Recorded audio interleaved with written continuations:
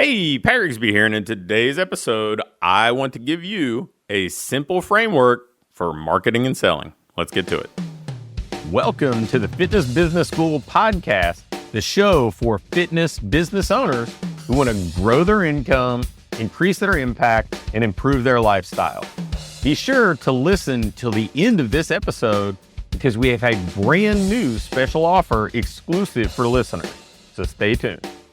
I don't know about you, but it feels like for most people in the fitness, sports performance, health landscape, marketing and selling can be tough, right? It's not what people instinctually gravitate to when they get into that field. The things that are available to people to learn how to market and sell are usually rooted in one specific tactic and not a broader or more well-rounded approach, so you can see how things fit together. And I mean, for me, I didn't enjoy selling when I first started training. In fact, I was bad at it, was very uncomfortable with it, didn't like asking for money at all. I was not somebody who came from a particularly affluent background or a wealthy community. And it was hard for me to wrap my head around the fact that people were spending $300, $400, $500 a month to hire a trainer when that was like more than my car payment. It was at the top end, it was more than I was paying for an apartment at the time. And so I know when I started selling, my journey was like, okay, I went from being a college baseball coach to running a baseball, softball academy, and then moved into like private sector, personal training stuff. Training, selling training, all that. And the first month that I was in charge of selling training, I was pretty atrocious. Of all the people I sat down with, 18% of them bought. And the expectation was that 35-40% should buy.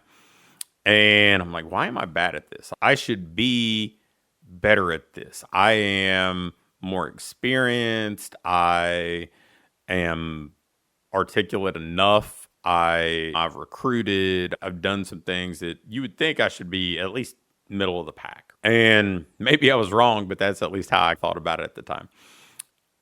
I think I had to take a hard look at myself and say, look, it was about me. It wasn't that I was getting in front of poor prospects or anything like that. So I thought back to when I was a college baseball coach, and I thought, man, when people would come to campus, I was a young coach in my 20s, and I would have parents with their child, the most valuable thing to them on earth, and they're saying, okay, I'm going to entrust this coach to be the a mentor and a guide on their college journey, because in that level of college sports, I had far more input than anybody's professor or dean or whatever in that kid's journey.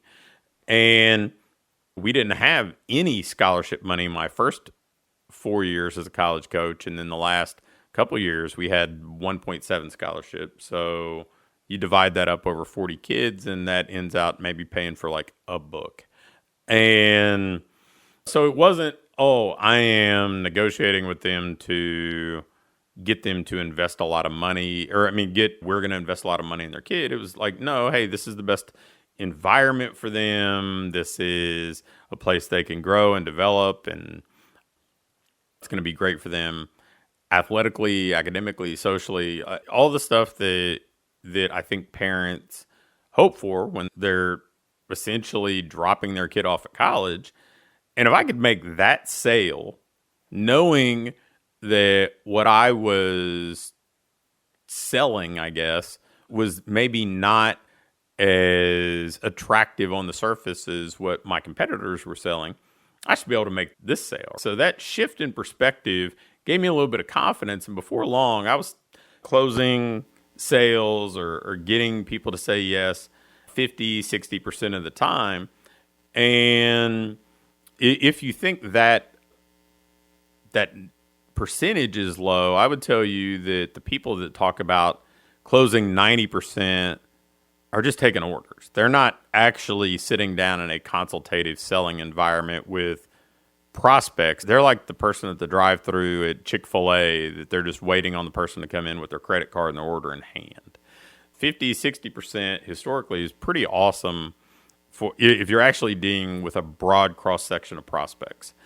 And I just dove headfirst into it and became a student. I've coached entire health club chains on selling. I've coached franchise organizations on selling. I've coached my sales stuff's been used in big certification organizations, even a little bit at universities, go figure. And really, all of it started with just having a shift in confidence. And it's hard to be confident if you don't really know what the prospect's journey looks like and get comfortable with that and help serve as that guide through that journey.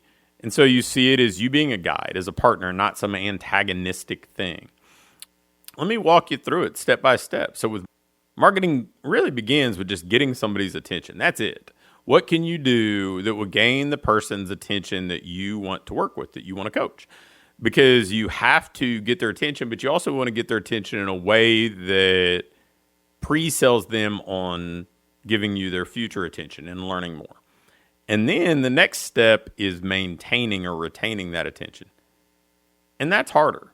Frankly, if you think about the things you subscribed to or bought or even shown an interest in over the past couple of years, how many of those things are still a focal point for you now? At one point, it may have been really interesting to you, and then before long, it's, you know what, I'm not paying attention to that anymore.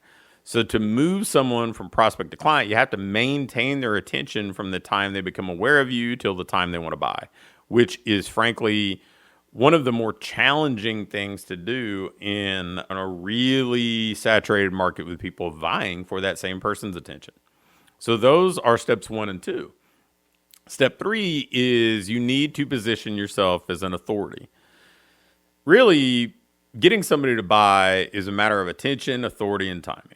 If you can get and keep their attention, then they have to see that you can actually help, right? You have to be somebody who can help them solve their problem, that can help them get to where they want to go, that you can be that partner, that guide, that person that helps them believe and achieve. So you have to be an authority in that sense. And then the fourth piece of marketing is you need to be there when they're ready to buy, because that's timing.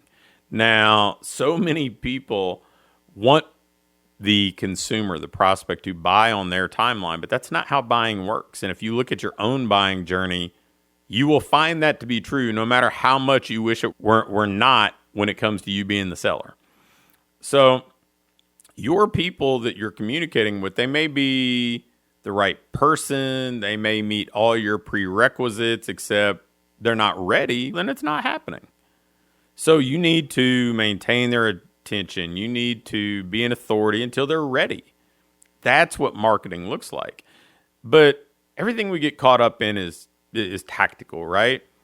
But think about it. Back things a step out and think about this from that kind of journey that I just alluded to. Referrals are simply a way to get somebody's attention and gain some authority, since your client is presenting you as somebody that the person they're referring should trust. They're endorsing you, their social proof. A Facebook ad is simply a way to get somebody's attention. Social media posts are just an attempt to retain somebody's attention. So as you build your approach to marketing, think about those 4 components and figure out how you are not only most comfortable accomplishing these, but how you're best, how you can stand out. And if you play to your strengths, and as long as those 4 are done, your marketing is going to work. Now, moving on to selling. So the people that we're selling to, the people that we've got to come in and be in some sort of consultative environment or connect with us and be in a conversation about us working together, they need to know and trust you. And for the most part, we buy from people we know and trust. Yeah, there's exceptions. I think we've all bought from somebody that we tolerated buying from.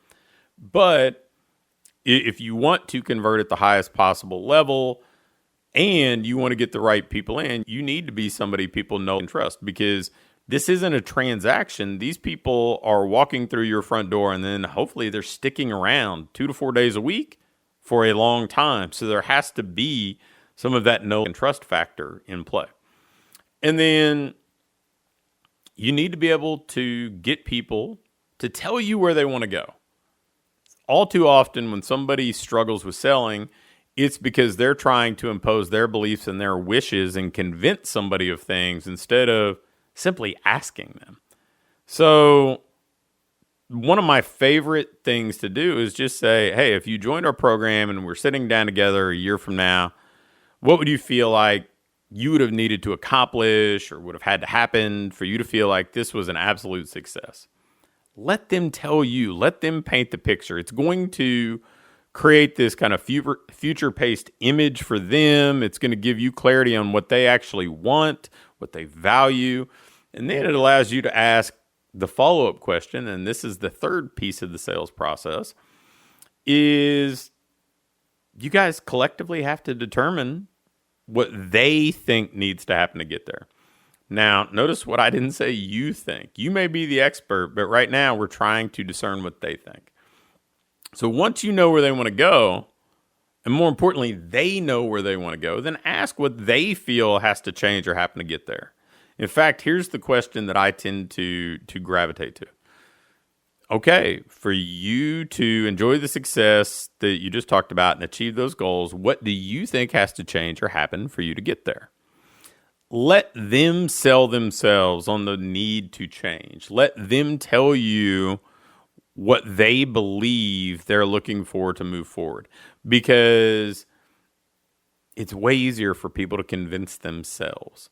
And then you tie it all together by saying, okay, here's how we can provide what we feel like you need.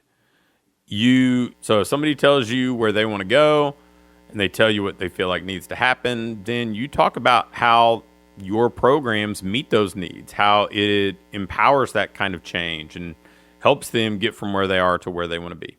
That's it. You've shown them how you can solve the problem. You've not been some tricky, hard closing, adversarial, high ticket person. You've basically said, look, you said you need this. Here's how we can do it together. Here's some evidence that we've been able to do it successfully. If you do that, if you make people valued, if you make them feel like this is the right place, selling becomes so simple. So if you struggled with marketing and selling, those 8 steps, 4 from the marketing perspective, 4 from the selling perspective, are a really straightforward way that you can take your talents, experiences, and skills and turn them into a marketing engine that works for you. Thanks for listening to this episode of the Fitness Business School. Before you go, I have a quick announcement. One of the things that we've been doing with our current clients is taking them through this ideal business diagnostic. And really what it is this checklist that allows you to pinpoint exactly what your business needs next so you can keep improving, keep growing, and build a business that you love to own. One that pays you well, one that allows you to have the impact you want to have, and one that allows you to have a lifestyle that you truly enjoy. In this diagnostic, we walk through everything and we do an evaluation and can instantly pinpoint what you need to do next to build that business that you want. I'm going to extend this opportunity to get on with either me or my team and take you through this evaluation and fix your business's most vital needs fast. So if we take you through this, you're going to be able to make those vital changes that you need to finally have what I call your ideal business. If you'd be interested in going through this entirely free, risk-free diagnostic with us and learn what you already have in place, what you're doing well, and where your greatest opportunities for rapid improvement are, just shoot me an email with diagnostic in the subject line to pat@patrigsby.com. Again, an email to pat@patrigsby.com with diagnostic in the subject line will get you scheduled and take you through this evaluation to help you build the business you want.